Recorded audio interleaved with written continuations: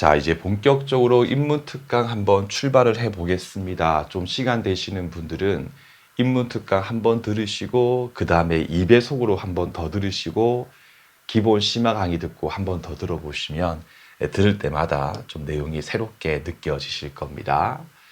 자, 먼저 1페이지부터 보시면요. 제가 이제 인문특강을 하는 이유에 대해서 좀 설명을 드릴게요.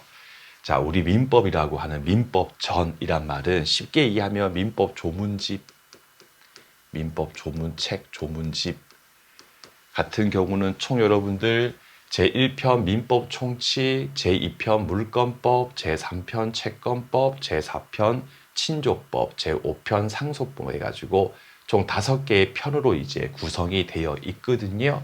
그냥 듣기만 하시면 돼요. 이걸 이제 형식적 의미의 민법이라고 부릅니다. 자, 이제 요 중에서 우리가 학습해야 되는 공식적인 시험 범위는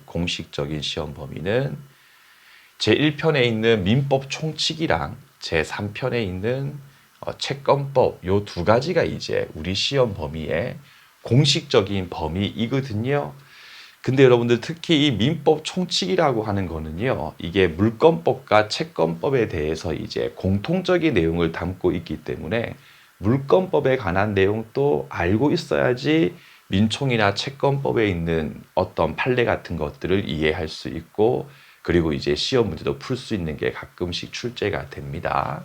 그래서 밑에 2번 보시면 기모 시방하기 이전에 인문특강에 대해서 알고 있어야 하는 내용. 첫째, 우리 시험 범위에 포함된 민법 총칙은 민법의 기초 역할을 수행하면서 물권법과 채권법에 공통되는 내용을 담고 있거든요. 그래서 가령 여러분들 AX 더하기 AY라고 했을 때 이거를 다시 AX 더하기 Y 이렇게 했을 때 XY가 물권법, 채권법이라면 요 A라고 하는 게 바로 민법 총칙이에요. 민총. 따라서 민총 내용에 있는 판례들 중에 많은 것들이 물권법의 기본적인 내용에 대해서 알고 있었을 때 이해를 할 수 있는 거고요. 특히 실제 여러분들 시험 문제에서도 이제 물권법 같은 경우가 나오기도 해요. 따라서 민법 총칙에 대해서 제대로 이해를 하기 위해서는 채권법 내용도 어느 정도는 알고 있어야지 기본 심화 강의 수업을 들을 때 처음에 진행하는 민법 총칙을 이해할 수 있어요. 그러니까 이제 이 민법이라고 하는 책의 구성이나 순서 내용이 수험생분들을 위해 가지고 차근차근 하나씩 설명되는 게 아니고 한 20, 30% 이상은 뒤에 내용이 앞에서 같이 연결돼 가지고 설명되는 것도 많거든요. 그럼 분명히 채권법에 대해서 하나도 공부를 안 했는데 민법 총칙 처음 배울 때부터 채권법 저 뒤에 있는 내용이 앞에서 막 나오거든요. 그러니까 뒤에 걸 좀 공부하고 앞에 걸 보면 수업을 따라올 수가 있는데 뒤에 내용 전혀 모르는 상태에서 민총 수업을 듣게 되면 이게 도대체 무슨 소리지 이런 생각을 많이 할 수가 있는 것이기 때문에 채권법 내용도 이해가 필요하고, 마찬가지로 물권법에서 중요한 내용 같은 경우 중에 민총과 긴밀하게 연결되는 것들이 있어요. 그것도 시험 문제에서 출제가 되고 민총 공부할 때 알아야 할 부분이기 때문에 이 물권법에 대한 부분도 인문특강에서 중요한 큰 틀을 잡고 갈 것이다. 둘째입니다. 기출문제를 분석해 보면요, 수험생분들께서 어렵다고 느끼는 문제들이 있습니다. 어렵다. 실제 그렇게 어려운 문제는 아니지만 그 문제를 해결하기 위해서 물권법의 약간의 지식입니다. 필요하기 때문에 어렵게 느끼는 문제들도 있거든요. 그러면 이걸 다시 얘기하면 물권법상 내용 중에 극히 일부 기본적인 내용만 이해하고 있었을 때는 설사 그 문제가 또 유사하게 출제가 됐을 때도 수월하게 해결할 수 있는 거예요. 이를 달리 얘기하면 나는 그냥 처음부터 공인노무사 1차 공부할 때 민법을 처음부터 나는 한 60점이면 돼 라고 하는 생각하에 자꾸 다 너무 버려버리는 거죠. 나는 물권법은 아예 공부 안 하겠어. 그렇게 해버리면 남들은 쉽게 문제를 푸는데 본인만 틀리게 되면 되게 손해볼 수 있기 때문에 물권법 내용이 필요하고, 그럼 이제 기본 강의를 진행하는 도중에 물권법 관련 판례가 나오게 되면 설명하는 방법도 있긴 해요. 근데 이렇게 해버리면 정리가 안 됩니다. 다음에 한 번 더 그 내용 한번 찾고 싶었을 때도 그게 어디 있었지라는 생각이 들기 때문에 쉽게 찾아보기 힘들거든요. 그래서 제가 인문 강의를 기본 강의 하기 전에 인문 특강을 제가 진행할 때 물권법 관련해서 우리가 알 내용을 싹 제가 설명드리고 정리해 드릴 거니까 인문 특강 잘 들으시면 되겠습니다. 그리고 3번인데요. 인문 특강의 목표와 주의할 사항인데요. 제가 지금부터 이제 민법에 있는 많고 많은 권리 중에 청구권 중에 민법의 4대 대표 권리가 있습니다. 계약상 청구권, 소유권에 기한 물청인데 앞으로 줄여서 소물청이라고도 많이 부르고요. 세 번째 부당이득 반환 청구권, 네 번째 불법 행위에 근거한 손해배상 청구권, 이 네 가지를 중심으로 제가 민법의 전반적인 체계를 설명해 드릴 거거든요. 그럼 이 네 가지를 중심으로 하게 되면 민법 총칙 채권법 내용은 물론이고요. 이 네 가지를 가지고 물권법에서 우리가 필요한 기초적인 내용도 아울러 설명을 드릴 겁니다. 자, 그런데 두 번째 문단. 인문 특강을 들을 때 자꾸 새로운 관점으로, 그러니까 제가 수업 시간에 이야기하지 않은 측면으로서 이제 민법을 접근하는 것은 최대한 이제 지양하셔야 될 부분이고요. 이게 새로운 관점이라고 되어 있는데 제가 작년까지 조금 후회되는 게 뭐냐면 좀 강의를 할 때 제가 예전 제가 10년 전처럼 젊을 때처럼 좀 할 말을 딱딱 해버릴 거리라고 하는 후회가 드는 순간이 올해 시험이 이제 임박했을 때 여러 번 들었었거든요. 이 새로운 관점이라고 하는 게 여러분들 이게 뭐 깊이 있게 공부한다 그런 의미가 아니에요. 깊이 있게 공부하는 게 아니고요. 그리고 제가 생각했을 때 제 너무 가슴이 오래 아팠던 일 중에 어떤 게 있냐면 너무 새로운 관점으로 공부하고 하는 거를 제가 한 번 또 그게 깊이 있게 공부하는 게 아니라 쓸데없는 시간 낭비예요 라고 하는 말을 차마 제가 못했어요. 시간 낭비를 하는 거다. 시간 낭비다. 라고 하는 말을 못해서 드렸거든요. 요즘엔 또 하면 또 괜히 또 기분 상하셔 하실 수도 있으니까 좀 조심스러워요.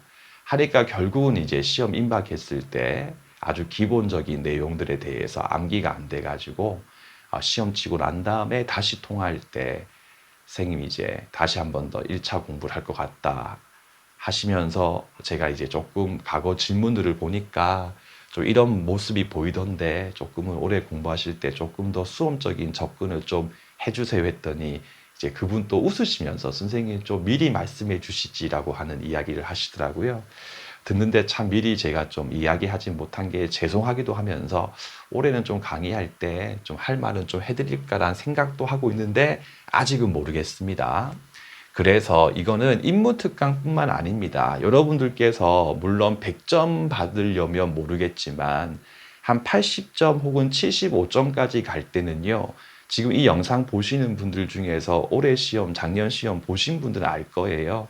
수업 시간 때 해라고 했던 내용도 소화하지 못하기 때문에 75점 이상이 못 받는 거지, 수업 시간 때 하지 않은 내용을 본인 혼자서 이른바 비틀어 생각하지 않아서 점수를 못 받는 경우는 전혀 없습니다. 특히 민법은 그런 게 없고요. 그리고 1년 중에 우리가 노무사 1, 2차 동차 대비 등을 하면서 민법에 투자할 수 있는 시간을 가만히 고려해 보면 굳이 수업 시간 때 알려드지 않았던 부분까지도 막 알려고 하는 것은 그거는 대단히 잘못된 것이다라고 알려드리겠습니다.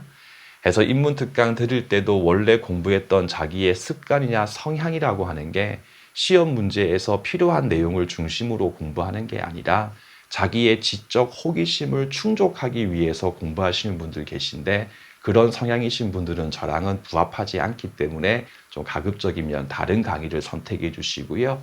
저를 믿고 제 강의를 선택해 주셨던 분들 같은 경우는 새로운 관점, 생각하는 거 비틀어 본다 그런 거 하지 마시고 그냥 제가 수업 시간 때 설명하는 거 그대로만 계속 반복하시게 되면 민법에 최소한의 시간을 투자하고도 아주 안정적으로 점수를 받을 수 있으실 겁니다. 그리고요, 법학은 항상 원칙 그리고 예외를 나눠서 정리하는 것이 제일 중요하거든요. 해서 시험 문제 풀 때도 항상 이게 원칙적인 경우에 대해서 묻고 있는 건지 예외적인 경우에 대해서 묻고 있는 건지에 대해서 판단이 필요한데 인문특강에서는 일단 원칙적인 경우로 한정해가지고 설명을 드릴 겁니다. 그래서 인문특강 단계에서 원칙과 예외제가 동시에 설명을 다 해버리면요. 이게 틀이 안 잡히거든요. 틀을 세우기 위해서 원칙적인 부분에 대해서 정확하게 설명을 드리고 기본 심화 강의할 때 그 원칙의 예외적인 것들이 어떤 게 있는지 이렇게 살을 붙이는 방식으로 강의를 진행할 거니까요. 인문특강 꼭 기억하시고 그리고 저도 좀 아쉬운 게 선생님 저 인문특강 안 듣고 기본 강의 듣고 있는데 자꾸 인문특강 때 했던 내용을 말씀하시니까 제가 너무 좀 스트레스를 받습니다. 인문특강을 들으시면 됩니다. 제가 그 소수의 분들을 위해서 분명히 제가 기본 강의 할 때 인문특강과 연결지어서 생각하면 엄청 쉽게 이해할 수 있는 부분을 제 극소수의 분들을 위해서 제가 그런 언급을 하지 않을 수는 없지 않습니까? 해서 그런 생각하지 마시고요. 그냥 미리미리 인문특강 차분하게 듣고 공부를 하시면 되는 겁니다. 됐고 여러분들 이제 프린트 2페이지 가신 다음에 본격적으로 제가 한번 이제 민법에 대해서 설명을 드려볼게요.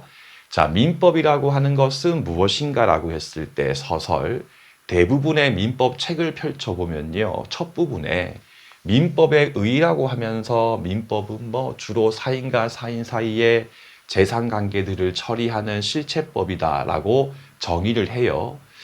여기서 여러분들 사인이라고 하는 것은 우리 같은 개인을 말하는 거고요. 그 다음에 가족관계라고 하는 거는 아까 봤던 그 민법 전에 편 중에서 제일 끝에 있었던 친족 상속법인데 이 부분은 우리 시험과 거의 관련이 없기 때문에 가족관계가 무엇인지 혼인, 입양 등등등은 그냥 설명을 생략합니다. 그럼 결국 우리가 이 민법에 의해서 주목해야 될 부분은요. 재산관계라고 하는 말이 무엇인지에 대해서 우리가 집중해서 공부를 할 필요가 있다. 그러면 재산관계를 한번 살펴보면요. 그 밑에 목차 1번에 보시면 법률관계라고 하는 말이 있지 않습니까? 우리 여러분들 태어났을 때부터 사망할 때까지 끊임없이 타인과 관계를 맺으면서 살아가는 거죠. 그래서 이러한 상호작용을 통해 가지고 사회라고 하는 인간 집단이 형성이 됐고 사회가 없다면 개인의 존재는 의미가 없어지지요. 따라서 사회를 계속 유지하고 존속해 하기 위해서는 인간의 생활을 보장하고 사회를 유지하기 위해서는 어쩔 수 없이 개인들의 자유의지를 일정 정도 규율할 필요성이 분명히 있습니다. 이랬을 때 규율을 하기 위한 방법으로서 여러 가지가 있지요. 도덕, 종교, 법 등이 이렇게 있거든요. 이 중에서 요만큼은 이제 우리가 뭐 초등학교나 혹은 뭐 종교 활동을 통해서 익히는 거고 법률 관계라고 하는 것은 법에 의해서 이 중에서 법에 의해서 규율되는 생활 관계를 줄여가지고 이른바 법률 관계라고 부르게 되는 것입니다. 그리고 이 민법 같은 경우는요, 여러 다양한 법률 관계 중에서도 재산 관계에 관해서를 규율하고 있는 게 바로 민법이라고 하는 거거든요. 그래서 결국 법률 관계 중에 특히 권리 의무 관계를 이제 우리 민법은 다루고 있다. 그러므로 법률 관계라고 하는 말이 기본서에 나오게 되면요. 앞으로는 그냥 권리 의무 관계란 말과 같은 말이다 해서 권리 의무 관계. 근데 제가 지금 이렇게 가로치는 이유가 뭐냐면요. 우리 현행 민법에 이제 가장 큰 영향을 미친 민법이 독일 민법이거든요. 독일 민법의 경우는 권리 중심 사상이 있어 가지고요. 여기 있는 의무라고 하는 말을 생략하는 경우도 많습니다. 그래서 권리 관계라고도 부르거든요. 그럼 앞으로 민법 기본서를 볼 때 권리 관계 나오게 되면 법률 관계구나 이렇게 생각하셔도 같은 말이니까 아무런 문제가 없다. 이렇게 설명드릴게요. 자, 그러면요. 이 권리라고 하는 것도 매우 다양하고 매우 다양한 그런 형식에 기초해 가지고 분류를 할 수 있어요. 근데 그 중에서 인문특강 그리고 민법 전반적인 틀을 세우기 위해서 가장 중요한 분류로는 권리는 크게 두 가지로 나눌 수가 있습니다. 첫 번째가 바로 채권이라고 하는 게 있고요. 두 번째 여러분들 물건이라고 하는 게 있거든요. 지금부터 이제 채권 관계하고 물건 관계, 채권 물건이 어떤 거에 대해서 한번 살펴보도록 하겠습니다. 서론 부분 가시면 우리는 방금 법률 관계가 권리 의무 관계라는 점을 살펴봤다. 비록 크게 뭐 중요한 부분은 아니지만 권리 중심 사상에 근거해 가지고 기본서를 보게 되면 의무라고 하는 말을 생략해서 방금 설명드렸죠. 권리 관계라고도 부른다. 권리라고 하는 것의 분류 방법은 매우 다양하지만 우리의 현재 목표는 모든 권리를 다 상세하게 끄집어 와가지고 공부하는 것이 아니라 법률 관계를 이해하기 위해서 권리의 개념을 공부하는 거거든요. 따라서 이 목표를 달성하기 위한 차원에서 권리의 내용에 의해서 분류가 이루어지는 채권이라고 하는 것과 물건이라고 하는 것에 중점을 두고 공부를 할 필요성이 있다. 그럼 다시 밑에 목차 나번 가시면 채권 관계부터 제가 하나의 사례를 가지고 설명을 드려보겠습니다. 자, 갑은 X 노트북의 이제 소유권자이거든요. 돈이 필요했던 갑이 을에게 X 노트북을 100만 원에 매도하기로 하는 매매 계약을 했다. 이랬을 때 매매 계약이 대충 뭔지는 아실 겁니다. 돈을 받고 물건을 파거나 혹은 돈을 주고 물건을 사는 계약이 바로 매매 계약이지요. 이랬을 때 물건을 파는 사람의 이름 갑을 이제 우리가 민법에서 매도인이라고 부르고요. 매도인. 그리고 물건을 사는 사람 을 같은 경우에 이름을 매수인이라고 부르는 것입니다. 그럼 결국은 갑하고 을 사이에서 매매 계약을 했고요. 매매 계약의 목적물이라고 하면 X 노트북을 떠올리시면 되겠고요. 그리고 100만 원이라고 하면 매매 대금이라고 생각을 해주시면 됩니다. 그래서 100만 원이 매매 대금이다. 이렇게 매매 계약을 했다라고 나오게 되고 이제는 그 노무사 시험 문제에서 사례형 문제를 다 맞출 수는 없지만 어느 정도는 맞춰야 되거든요. 그럼 사례 문제에 대해서 소위 이제 예전에 2, 3년 전만 해도 몇 개 안 나왔고 다 그냥 제꼈거든요. 지금은 사례형 문제 다 제껴버리면 목표 점수를 받을 수가 없기 때문에 어느 정도 사례 문제의 대비가 필요한데 사례 문제에 대비를 하기 위한 가장 좋은 방법이 사례 문제를 많이 푸는 것이다. 절대 그렇지 않습니다. 왜냐하면 시중에 있는 사례 문제와 똑같은 문제는 출제가 될 수가 없는 거거든요. 그러면 사례 문제를 대비하기 위한 가장 좋은 방법은 뭐냐? 인문 특강이나 기본 강의 등을 들을 때 이렇게 사례가 나오면 똑같이 한번 써보는 겁니다. 갑이 매도인, 도가 매도인을 말하고 을 같은 경우가 매수인이고 가운데 선을 이렇게 하나 그어가지고 갑하고 을 사이에서 매매 계약을 했다. 이런 식으로 그림을 그려가면서 문장을 파악하시게 되면 나중에는 시험장에서 오히려 사례 문제를 더 쉽게 풀 수 있는 날이 분명히 올 겁니다. 자, 그러면요. 이 매매 계약에 근거하여 이른바 합의죠. 약속, 합의에 근거해가지고 갑은 을에게 을아 약속했으니까 너 나한테 빨리 100만 원 달라, 100만 원 주세요를 청구라고 하거든요. 100만 원 주세요 권리. 근데 또 민법 책에서 주세요 권리 하면 조금 없어 보이니까 청구할 수 있는 권리라고 부르게 되고요. 이게 바로 매매대금 채권이라고 부르는 겁니다. 해서 여러분들 법학뿐만 아니라 대학에 가서 공부하는 일종의 학문에 대해서 공부하실 때는요. 일종의 전문가들 사이에서 공부를 하는 거고 책이 써 있는 거거든요. 해서 용어에 대해서 약속을 하는 거예요. 가령 갑이 을한테 100만 원 청구할 수 있는 권리라고만 해놓으면요. 매번 책을 쓸 때나 어떠한 표현들을 할 때 아주 문장이 길잖아요. 이걸 짧게 줄여서 우리 이거를 매매대금 채권이라고 부르자. 그렇게 약속을 한 거기 때문에 익혀주시면 됩니다. 그래서 색깔 바꿔가지고요. 갑은 이제 을한테 매매 계약에 근거해가지고 돈 줘. 매매대금 채권을 가지고 있다. 매매대금 채권이라고 하면 여러분들은 갑이 을한테 100만 원 달라고 청구 요구할 수 있는 권리를 갖게 되는 거구나. 이렇게 하시면 돼요. 자, 그러면 갑이 을한테 매매 대금 100만 원 주세요라고 하는 권리가 있다는 것은 똑같은 표현을 달리하면 을이 갑한테 100만 원을 지급할 의무가 있단 말이죠. 갑이 을한테 권리를 가지고 있다는 말은 을이 갑한테 100만 원을 지급해야 될 의무를 진다는 말과 같은 말이죠. 그래서 이는 을이 갑한테 100만 원을 지급할 의무가 있다. 즉 매매대금 채무를 진다. 채무를 부담한다, 진다 이렇게 얘기해요. 그럼 갑이 을한테 채권이 있으면 채권에 대응해서 을이 갑한테 의무, 채무를 진다는 말이구나라고 생각하시면 됩니다. 근데 세모 반면 또 매수인 을 같은 경우는요, 분명히 갑이 노트북을 너한테 넘겨줄게 라고 했지 않습니까? 그러니까 또 을은 갑한테 약속한 대로 노트북 나한테 넘겨야지 라고 할 수 있는 권리를 가져요. 해서 을은 매도인 갑한테 X 노트북의 소유권을 나한테 넘겨달라고 할 수 있는 권리, 즉 목적물 인도 채권이라고 하는 것을 가지게 된다. 인도라고 하는 것이 나한테 넘겨라 그 뜻이거든요.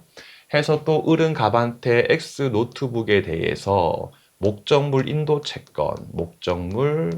인도 채권을 가지게 된다.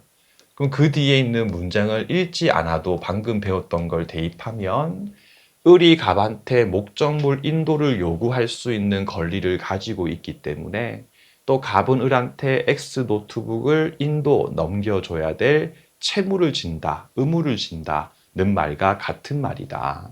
그래서 이는 곧 갑이 을에게 X 노트북의 소유권을 넘겨줘야 될 의무, 목적물 인도 채무를 진다는 것을 의미하는 것이다까지 충분히 읽어질 겁니다.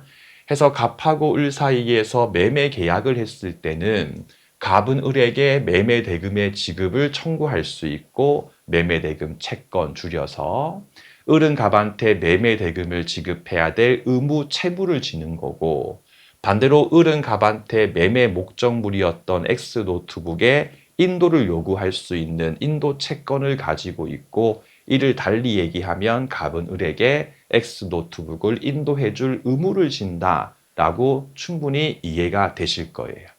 그래서 이런 상황에서 이른바 특정인이 갑이면 다른 특정인 을에게, 그죠? 말고 을이라면 다른 특정인 갑에게, 즉 갑이 을에게, 을이 갑에게, 인간이 인간에게 일정한 행위를 요구할 수 있는 권리를 바로 우리 민법이 채권이라고 부르자라고 약속을 한 겁니다. 근데 선생님 왜 채권이 이거입니까? 라고 하면 제가 답변을 못 드려요. 그렇게 부르자라고 약속을 한 거니까. 제 이름이 왜 김동진이냐 하면 저도 그 부분에 대해서 어떻게 설명을 못 드리고요. 저같이 생긴 사람을 이렇게 부르자라고 합의를 한 것이기 때문에 익힘의 대상이죠. 익힘의 대상. 그럼 결국 익힘이라고 하는 것은 민법 전부 다 시간이라고 하는 것이 일정 기간 소요가 되므로 결국 민법은 인내심을 가지고 꾸준히 공부하시는 분들이 결국 마지막 1차 시험에 임박했을 때 민법에 대한 시간을 투자를 줄이고 사보 같은 암기가 많은 과목에 집중적으로 투자해가지고 시험을 붙게 되는데 너무 민법을 늦게 공부하시는 분들께서는 시간이 없으니까 조급한 마음에 한번 공부하고 문제가 안 풀린다. 이런 식으로 되게 본인 스스로한테 불필요한 실망을 많이 하게 됩니다. 계속 들으시면서 익혀시면 돼요. 그리고 상대방의 의무를 채무라고 부른다. 그렇죠? 결국은 갑과 을 사이의 법률 관계는 채권 채무 관계에 해당한다까지 읽어주시면 되겠죠. 해놓고 이제 이 사례에서 이 부분에 별표 2개를 치겠습니다. 이거는 나중에 시험이 임박했을 때도 이것 때문에 되게 많이 고생하시거든요. 이른바 사고의 유연성에 대한 부분인데요. 자, 올릴게요. 좀 올려서 보시면 사례에서 100만 원 지급을 요구할 수 있는 권리가 가지고 있었던 갑이 채권자이고 100만 원을 지급해야 되는 을 같은 경우가 채무자이다. 지금 무슨 말이냐면 요 매매 대금 채권이라고 하는 것을 놓고 봅시다. 매매 대금이라고 하는 것, 돈을 중심으로 놓고 보면 갑이 을에게 돈 달라고 할 수 있는 권리가 있잖아요. 예, 그러니까 갑이 채권자인 거예요. 갑이 채권자에 해당하고, 그죠? 말고 을이 갑한테 매매 대금을 지급해야 될 의무를 지는 것이기 때문에 을 같은 경우가 이른바 을이 채무자가 된다. 그 말인 거예요. 그럼 다시 한번 문장을 읽어봅시다. 100만 원을 놓고 보면 100만 원 지급을 요구할 수 있는 권리를 가진 갑이 채권자이고 100만 원을 갑한테 지급해야 될 의무를 지는 을 같은 경우가 채무자이다. 그죠?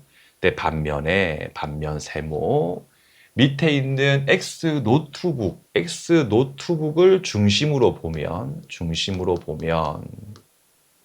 을이 갑한테 노트북 주세요라고 할 수 있는 권리가 있지 않습니까? 그러니까 X 노트북을 놓고 보면 을이 채권자지 않습니까? 을이 채권자이고 반대로 갑은 을한테 노트북에 대해서 넘겨주고 인도해줄 의무를 지는 것이기 때문에 갑이 채무자이거든요. 그럼 제가 방금 전에 왜 사고의 유연성에 대해서 얘기를 했고 요게 이제 시험이 임박했을 때도 많은 분들이 고생하냐고 하냐면 요것 때문에 그래요. 요것 때문에. 즉 채권자, 채무자라고 하는 표현은 얼마든지 달라질 수 있는 거거든요.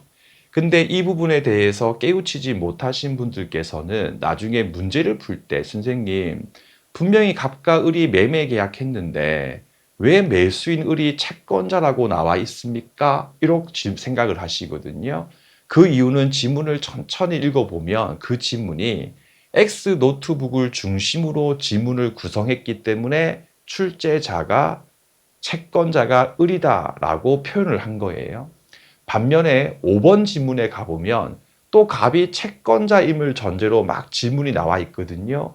선생님 분명히 1번 지문에서는 해설지를 봐도 채권자가 을 돼 있는데 또 5번 지문과 해설지를 보면 채권자가 갑 돼 있습니다. 너무 힘들고 괴롭습니다. 라고 하시거든요. 그렇게 달라지는 이유는 5번 지문의 경우는 출제자가 매매 대금을 중심으로 표현을 했기 때문에 그렇게 달라지는 거다. 이러한 사고의 유연성이라고 하는 것은 절대 나중에 문제집 많이 푼다고 암기 많이 한다고 될 부분이 아니고 민법을 최초로 제일 처음 공부할 때 아예 처음부터 이 부분에 대해서 완전하게 그냥 사고의 유연성을 가져버리는 게 제일 중요하거든요. 그래서 그 뒤에 있는 문장 마저 읽어볼게요. X 노트북을 중심으로 보면 X 노트북 넘겨주세요 라고 할 수 있는 권리를 갖고 있었던 을이 채권자이고 을이 건자이고 됐죠? 노트북을 넘겨줘야 될 갑이 의무를 지기 때문에 채무자이다 해놓고 별표 하나 더 이처럼 하나의 사실관계에서 갑과 을 사이에서 매매 계약했다라고 하는 하나의 사실관계에서 채권자라고 하는 표현과 채무자라고 하는 표현은 목적물이 X 노트북을 중심으로 한 경우하고 매매 대금을 놓고 한 경우에 매번 달라지던 점을 반드시 이해를 해야 된다까지 하시고요. 오늘 복습할 때 여러분들 요만큼은 한 3번 정도 아직 시간 있죠 여러분들 빈 종이 있지 않습니까? 빈 여백이 있는 종이에다가 천천히 이걸 읽으면서 여기 있는 그림을 한 직접 3번 정도만 그리면서 이런 식으로 똑같은 하나의 사실관계에서도 어떤 걸 중심으로 하냐에 의해서 이 채권자, 채무자라고 하는 표현이 달라질 수 있다는 점만큼은 절대 잊어버리지 않게끔 3번 이상 손으로 한번 천천히 그려보면서 이해를 도모해 주시면 나중에 정말 많은 도움이 되실 겁니다. 됐고요. 이제 3페이지 가신 다음에 물건 관계를 보시겠습니다. 자, 위 노트북 사례에서 을이 갑에게 매매 대금을 지급하고 일단 매수인 을이 노트북의 소유권 자체를 취득했다고 가정하자. 이때 을이 어떤 방식으로 해가지고 소유권에 대해서 취득할 수 있는지는 다음 시간 때 다시 공부를 하게 될 거니까 나중에 배울 거다. 그럼 이제부터 을이 X 노트북이 자기께 됐습니다. 그러면 이 경우 을 같은 경우는 이른바 다른 사람의 간섭 없이 배타적으로 직접적으로 그 말이 다른 분을 거칠 필요 전혀 없이 을이 직접 X 노트북을 지배하고 이용할 수 있는 권리, 즉 소유권이라고 하는 권리를 가지게 되거든요. 이 소유권이라고 하는 게 바로 물건의 대표입니다. 물건의 대표다. 그럼 물건의 제가 대표라고 지금 설명하는 이유가 뭐냐면, 물건도 다양히 있습니다. 소유권, 전세권, 지상권, 저당권, 유치권, 질권 같이 물건이 여러 개 있는데 그 중에서 가장 중요하고 가장 대표가 되고 물건법이 시험 범위에 속하지 않는 우리도 최소한 소유권이라고 하는 개념은 무엇인지를 알고 있어야 되기 때문에 물건 중에 대표가 소유권이다라고 생각하시면 됩니다. 이처럼 을이 X 노트북에 대해서 배타적으로 직접적으로 지배하는 게 바로 물건이라고 하는 권리고, 다양한 물건 중에서 가장 중요하고 대표가 바로 소유권이라고 하는 것이다. 해서 민법 총칙 책을 보실 때 중간중간에 갑자기 물건이라고 하는 말이 나와요. 그러면 당분간은 민법 기본서 읽으실 때 책에서, 특히 민총에서 물건이라고 하는 말이 나오면요, 그걸 그냥 X 노트북이나 혹은 토지나 건물에 대한 소유권으로서 바꿔서 읽어도 아무런 문제가 되지 않습니다. 자, 그러면요, 방금 봤던 채권과 물건의 차이점이 뭐냐 가만히 보시면요, 지금 우리가 보고 있는 이 물건이라고 하는 거, 물건 중에 대표가 소유권이니까 소유권이라고 한번 써볼게요. 소유권, 대표니까요. 그럼 지금 이 설명을 가만히 보면 을이 X라고 하는 노트북, 맥북이나 이런 거 있지 않습니까? 노트북에 대해서 직접 지배하는 권리죠. 직접 지배하는 권리를 말한다. 그러면요, X 노트북이라고 하는 것을 우리 민법상 뭐라고 부르냐? 이른바 노트북 같은 것들을 물건이라 불러요. 물건. 또 뒤에서 나옵니다. 물건. 그러면 특정인이 물건에 대해서 직접적으로 물건을 지배하는 게 바로 물건인 거예요. 물건을 직접 지배한다. 그럼 이 물건과 방금 우리가 공부했던 채권이라고 하는 것의 차이는 뭘까?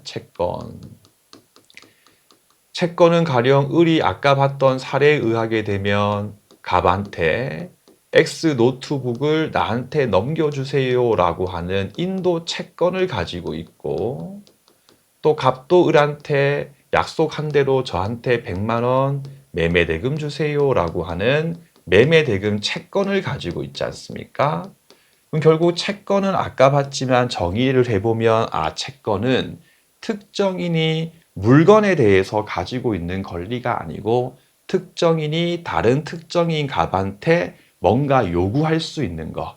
을이 갑한테 노트북을 저에게 넘겨주는 행위를 해주세요. 혹은 갑이 을에게 약속했던 대로 매매대금 100만 원 저한테 주세요 라고 특정인이 특정인한테 가지고 있는 게 바로 채권이라고 하는 거고, 특정인, 사람인자, 특정인한테 갖고 있는 게 바로 채권이라고 부르는 거고, 말고 특정인이 물건에 대해서 직접적으로 지배하는 게 바로 물건이다라고 생각하시면 되고, 이것도 그렇게 합시다라고 하는 일종의 약속이기 때문에 용어에 대해서 이해하는 게 아니고 특정인이 특정인에게 어떠한 내용을, 행위를 요구할 수 있는 게 채권이라고 부르는 거고, 특정인이 어떤 물건에 대해서 직접적으로 지배하는 게 바로 물건이고, 물건의 대표가 소유권이라고 하는 거구나 해서 주로 요 채권에 대해서 다루는 게 바로 채권법이라고 하는 파트고, 주로 물건에 대해서 다루는 게 바로 물건법이라고 하는 거다까지 땡겨와서 이해를 해주시면 됩니다. 자, 근데 여러분들이 을입니다.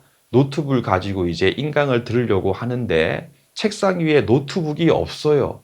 그래서 CCTV를 까보니까 여러분들 중에 뭐 친구분이 별도의 허락도 없이 그걸 잠깐 들고 가가지고 유튜브를 보고 있는 거예요. 이랬을 때 바로 을의 소유권 행사가 방해등이 된 거거든요.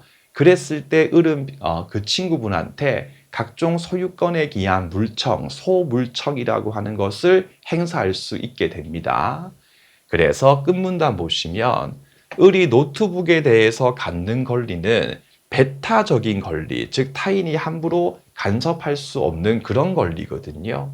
이 말이꼴 을의 소유권 행사가 타인에 의해서 침해를 받는 경우 을 같은 경우는 침해자, 침해 행위를 한 자에게 그 침해 상태에 대해서 제거하도록 요구할 수 있는 권리를 행사할 수 있는 거예요.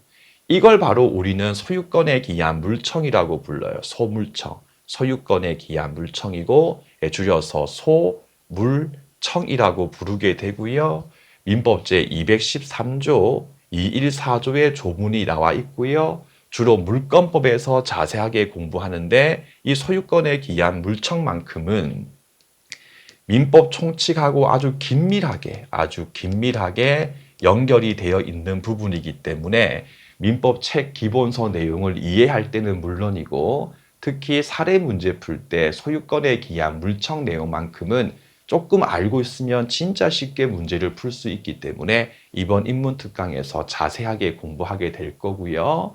을 같은 경우가 병한테 오케이 한 도 없는데 병이 그냥 지 혼자서 을 노트북을 들고 가서 유튜브를 보고 있었을 때는 을이 병을 상대해가지고 민법 제213조에 근거해가지고요. 소유권에 기해서 내 노트북 돌려줘라고 소유권에 기해서 반환 등을 청구할 수 있다 정도만 미리 한번 들어주시고 또 다음 내용에서 다시 한번 더 크게 키워가지고 공부를 하게 될 겁니다. 알겠죠? 한번 잠깐 정리해보면요. 권리는 매우 다양한데 채권과 물권으로서 일단 나눠가지고 한번 공부를 해보자. 그렇게 공부하는 게 민법 틀 잡을 때 매우 좋기 때문이다.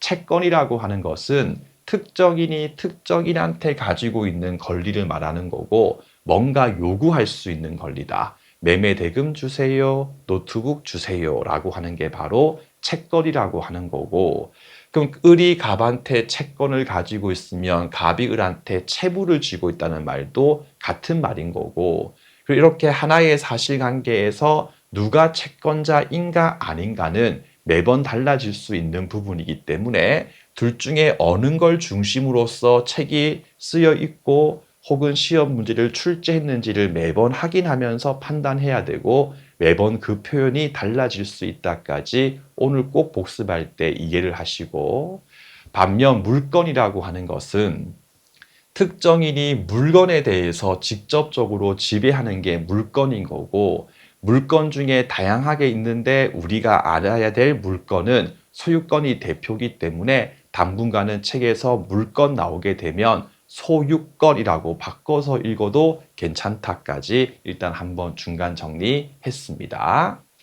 해놓고 이제 그 밑에 있는 3번 보시면 민법 대표 4개의 권리에 대해서 다시 한번 더 읽으면서 익혀볼게요. 첫 번째가 계약상 청구권, 두 번째가 방금 살짝 공부했던 소물청, 세 번째가 민법 제741조에 근거한 부당이득 반환 청구권, 마지막이 불법행위, 민법 제750이거든요. 불법행위에 근거한 배상 청구권 중심으로 민법 전체 틀을 세워볼 것이다.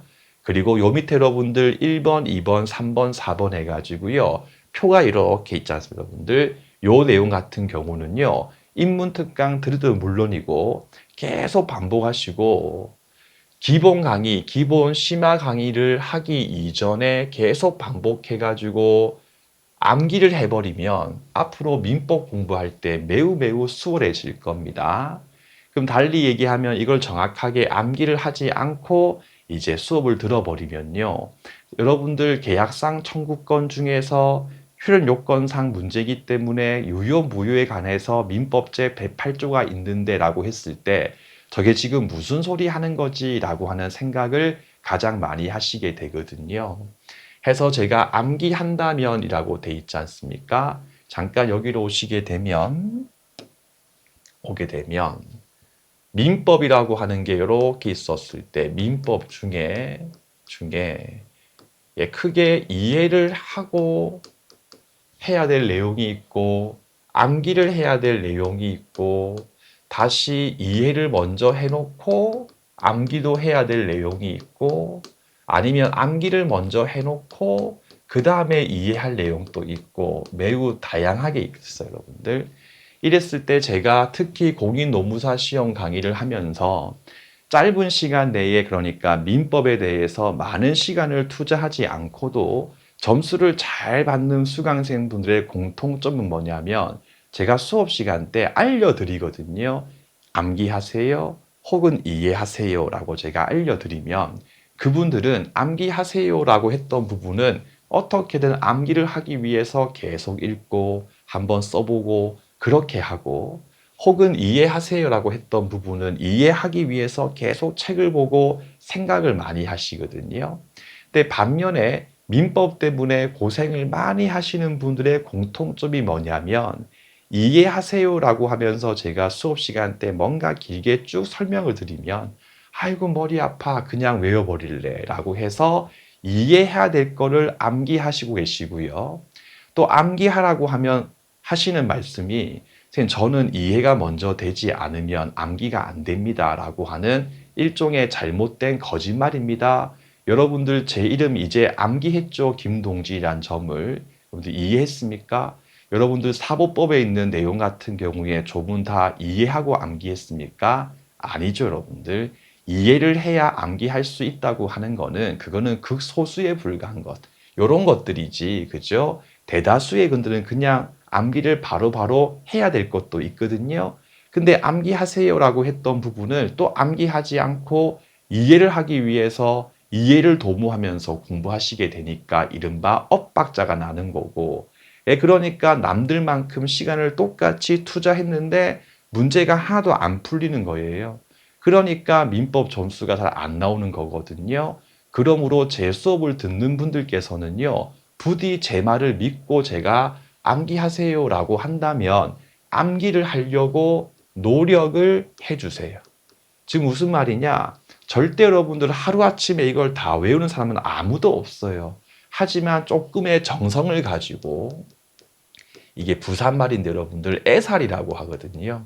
애살이라고 부르는데 조금 더 정성을 가지고 나중에 이제 뭐 노동법 공부하다가 조금 쉬는 시간일 때도 요거 그러니까 우리 프린트 3페이지부터 넘겨보시면 4페이지 상단에 있는 표 있죠, 여러분들. 그까지를 한 2, 3분씩 계속 읽어보는 겁니다. 아침에도 한번 읽어보고 밤에도 한번 읽어보고 그렇게 10번 이상 계속 읽게 되면 분명히 기본 강의 시작되기 이전에 그만큼은 암기가 됩니다.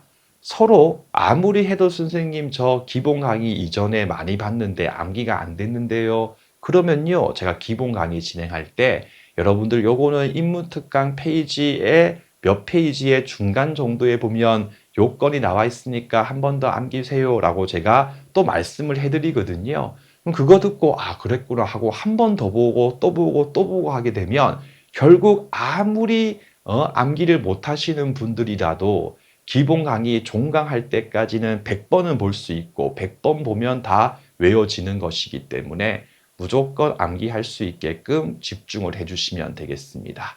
알겠죠?